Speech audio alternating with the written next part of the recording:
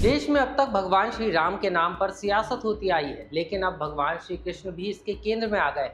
दरअसल इसकी वजह बना है मध्य प्रदेश की मोहन सरकार का ऐसा ऑर्डर जिसको लेकर एमपी में सियासी महाभारत शुरू हो गई है। क्या है ऑर्डर में ऐसा और क्यों कांग्रेस इसका कर रही है विरोध, पूरी खबर आपको विस्तार से बताएंगे। नमस्कार, लोकमत हिंदी में आपका स्वागत है। मैं हूं आपके साथ आकाश सैन।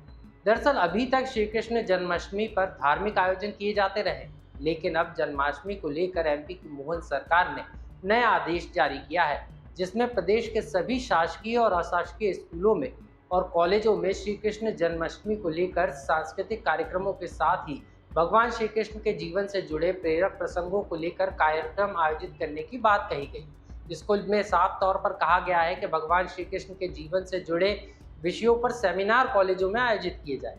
सरकार के आदेश के बाद इसे कांग्रेस धर्म से जोड़ रही है और सरकार के ऑर्डर का विरोध कर रही है। तो वहीं सरकार की माने तो कंस का वध करने के बाद भगवान श्री कृष्ण ने अपनी पूरी शिक्षा मध्य प्रदेश के ही संदीपनी आश्रम में ली थी। इसलिए जहां भगवान के पैर पड़े वहां श्री कृष्ण पाथे बनाने के साथ ही स्कूल कॉलेजों में इन प्रसंगों को पढ़ाया जाना जरूरी है और उसी मकसद से ये कार्यक्रम जो है मध्य प्रदेश सरकार ने जारी किया है।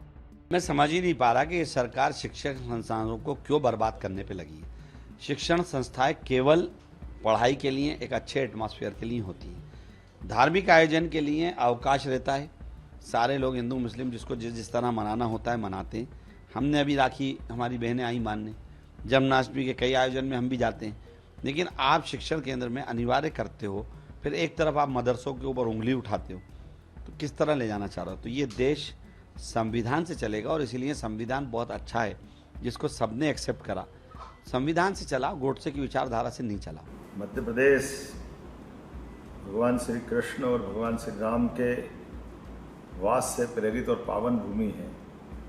हमारा सौभाग्य है मध्य प्रदेश में भगवान कृष्ण कंस को मारने के बाद उज्जैन सांदीपनी आश्रम से शिक्षा ग्रहण करते और जीवन में श्री कृष्ण के नाते से दुनिया में जाने जाते हैं।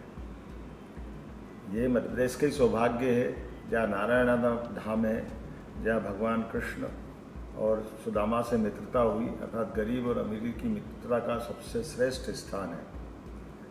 मध्य प्रदेश में धार के पास समझेरा स्थान है जहाँ वीरता के बलबूते पर रुक्मणी हरण में भगवान ने रुक्मी को युद्ध में हराया था।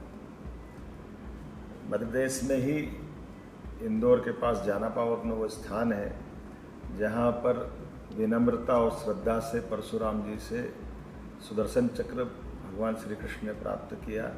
ये चारों धाम मध्य प्रदेश के भगवान कृष्ण के उस इतिहास को जीवंत करते हैं, जिसके कारण से योगेश्वर श्री कृष्ण की लीला दुनिया में अलग प्रकार से पहचानी गई।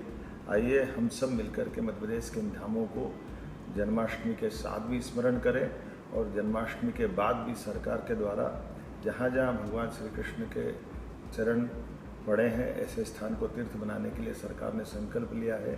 मेरी अपनी ओर से एक बार फिर आधुनिक समय में भगवान के इन इतिहास को जीवंत करते हुए सबके बीच में बात पहुँचे, इसका प्रयास हमारे द्वारा किया जा रहा है। अर्थात मित्रता गरीबी से हो सकती है, वीरता धारण करने की चीज़ है, शिक्षा सदैव ग्रहण करना चाहिए और विनम्रता सदैव कायम रखना चाहिए। गौरतलब है कि स्कूल कॉलेजों में श्री कृष्ण पर सेमिनार के आयोजन के साथ ही सरकार ने निर्णय लिया है कि उज्जैन के संदीपनी आश्रम समेत जहां जहां भगवान श्री कृष्ण के चरण पड़े उन्हें तीर्थ स्थल के रूप में यानी श्री कृष्ण पाथे के रूप में विकसित करेंगे, जो करीब 200 किलोमीटर के दायरे में है। कुल मिलाकर देखें तो सरकार के आदेश के बाद अब इसको लेकर सियासत जरूर शुरू हो गई है, लेकिन स्कूल कॉलेजों में जन्माष्टमी मनाने का यह आदेश और विरोध कितना तारांकिक है और ये बहस और सियासत का मुद्दा हो सकता है, लेकिन शायद गीता का मार्गदर्शन ही हमारे नेताओं का सही मार्गदर्शन कर सकता है। मध्य प्रदेश से लोकमत के लिए आकाश सेन की रिपोर्ट।